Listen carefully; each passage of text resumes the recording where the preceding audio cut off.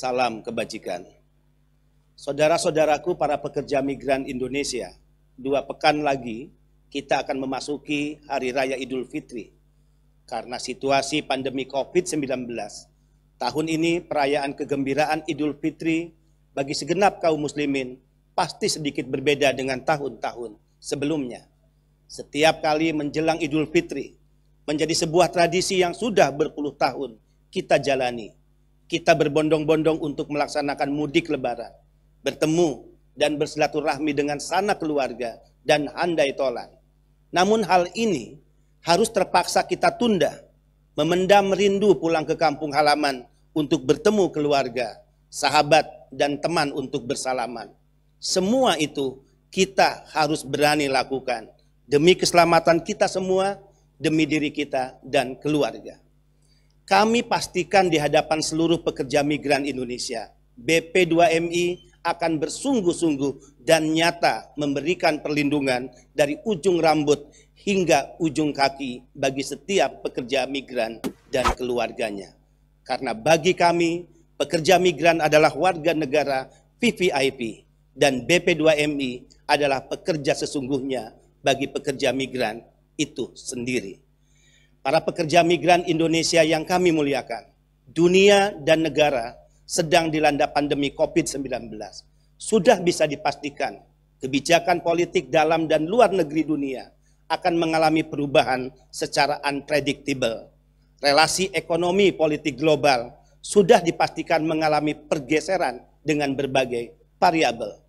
Tidak hanya masalah kesehatan masyarakat yang menjadi isu besar efek wabah pandemi COVID-19, tapi efek domino bergerak pada isu sosial, isu ekonomi, bahkan isu politik setiap negara. Banyak negara tujuan penempatan yang menghadapi krisis ekonomi yang sangat berat akibat wabah COVID-19 ini, sehingga mengakibatkan terhentinya kegiatan ekonomi termasuk sejumlah perusahaan kecil, menengah, dan besar yang mengalami kebangkrutan yang pada akhirnya menyebabkan diberhentikannya banyak para pekerja migran Indonesia. Situasi ini disadari berdampak serius kepada para pekerja migran Indonesia, baik di dalam maupun di luar negeri. Tapi kita tidak boleh menyerah. Kebijakan yang tepat dan tindakan yang cepat harus kita lakukan. BP2MI merespon cepat karena dampak COVID-19 ini berpengaruh langsung dengan nasib pekerja migran kita di luar negeri, terutama di negara-negara yang memilih kebijakan lockdown. Respon BP2MI secara sigap, kami telah membentuk satuan tugas percepatan penanganan COVID-19. Kami telah melipat gandakan kekuatan dari 75 menjadi 150 petugas lapangan di 23 UPT BP2MI se-Indonesia. Mereka adalah para petugas yang ditempatkan terdepan di setiap pintu masuk bandara dan pelabuhan. Mereka melayani setiap pekerja migran Indonesia saat kedatangan sampai kepulangan ke kampung halaman. Sebagai realisasi kebijakan dan keberpihakan atas musibah COVID-19 ini, khususnya yang menimpa saudara-saudara PMI, baik yang tertahan di negara penempatan, yang akan kembali ke tanah air karena kondisi negara penempatan yang mengalami lockdown, ataupun karena cuti dan habis kontrak kerjanya, maupun yang telah kembali ke tanah air, BP2MI telah mengantisipasi dengan membentuk krisis center dengan hotline 0800 100 untuk dalam negeri dan bebas pulsa, dan plus 62 2129 244 800 untuk luar negeri. Dengan petugas kami yang bekerja selama 24 jam untuk menerima laporan dan pengaduan dari semua para pekerja migran Indonesia. Demikian juga dengan media center yang kami bentuk yang mengupdate kepulangan para pekerja migran secara day by day dan secara real time. Bagi BP2MI, tanggung jawab melayani dan melindungi pekerja migran tidak cukup sekedar kebijakan, tapi juga lebih penting dari itu, yaitu keberpihakan. Para pekerja migran Indonesia yang kami muliakan, kembali kami tegaskan, BP2MI saat ini telah memfasilitasi kepulangan 126.742 pekerja migran Indonesia kembali ke tanah air dari titik-titik kepulangan, baik menggunakan transportasi darat, laut, dan udara. PMI yang sehat, sakit, maupun meninggal dunia. PMI yang kepulangannya secara mandiri atau yang kepulangannya dijemput keluarga. Dari 126.742.000 PMI yang kepulangannya difasilitasi oleh BP2MI.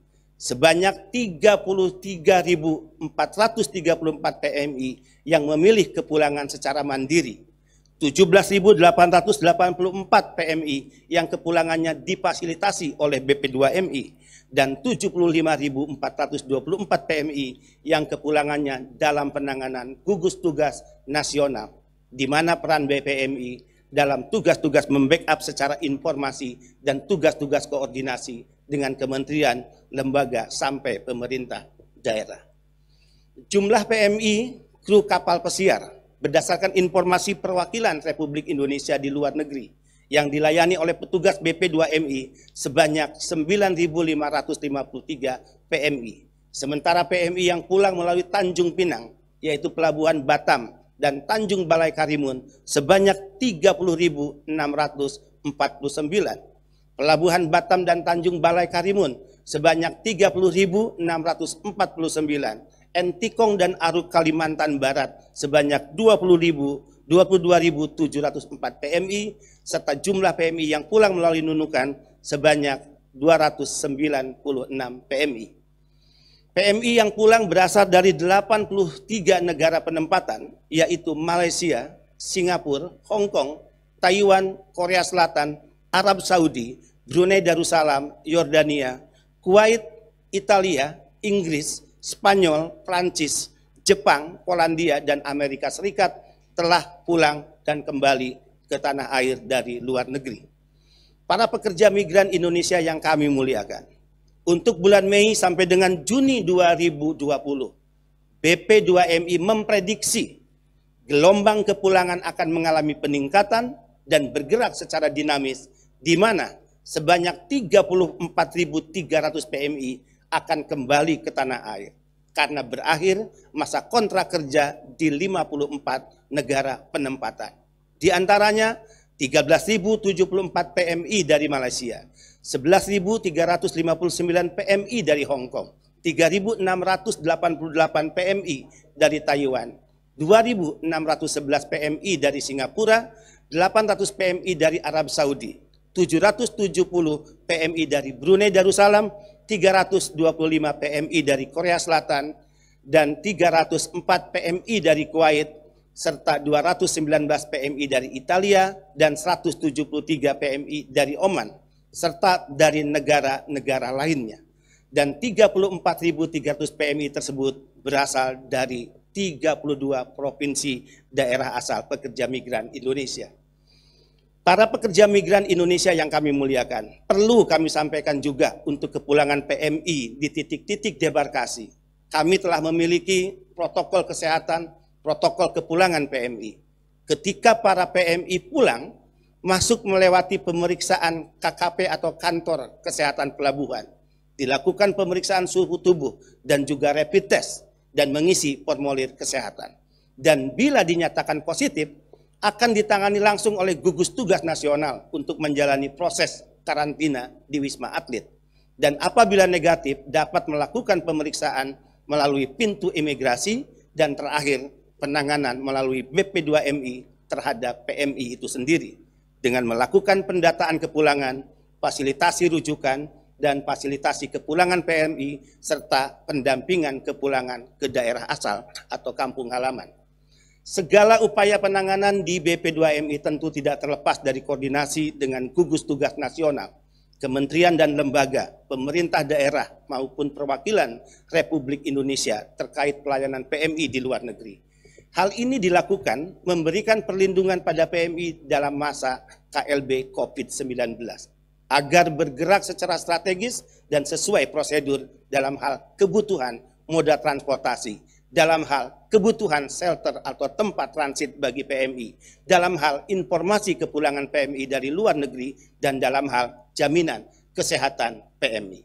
BP2MI telah melakukan koordinasi dan komunikasi dengan 4 kementerian lembaga yang terkait langsung dengan kepulangan PMI, Kementerian Perhubungan, Kementerian Sosial, Kementerian Luar Negeri, dan BNPB itu sendiri. Kepada PMI yang akan kembali ke tanah air akibat kondisi negara penempatan yang mengalami lockdown, ataupun karena cuti dan habis kontrak kerjanya, yang telah kembali ke tanah air maupun calon PMI yang tertunda keberangkatannya sehingga harus pulang dari BLKN, tidak perlu khawatir untuk kembali ke daerah asal sehubungan dengan Permenhub nomor 25 tahun 2020. Tentu kami akan tetap bekerja untuk kepentingan khusus termasuk kepulangan PMI. BP2MI akan membantu memperlancar kepulangan PMI sampai ke daerah asal yang disediakan Kementerian Perhubungan yang kebijakannya berlaku sejak tanggal 7 Mei 2020.